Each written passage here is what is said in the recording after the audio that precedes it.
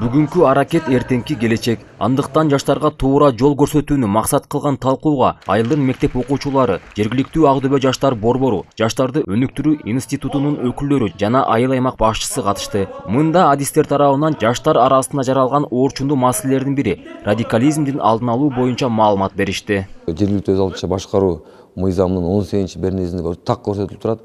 Биз жаштар менен иштөө бул биздин айыл өкмөттүн түз милдети жана ошондой эле жаштардын мектеп окуу убак сааты бүткөндөн кийинки бош убактысын туура пайдалануу жаатында дагы мыйзамда белгиленип так көрсөтүлүп турат.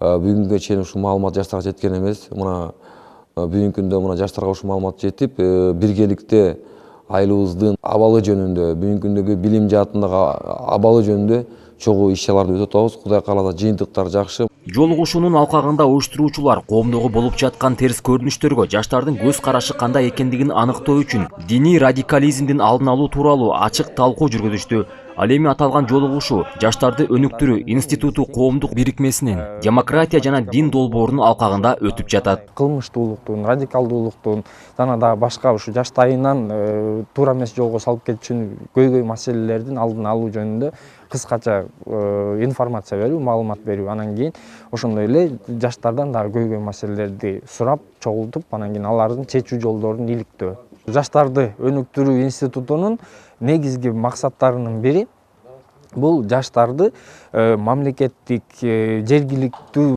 чечимдерди чыгарууга интеграциялоо, ошого жаштарды катыштыруу.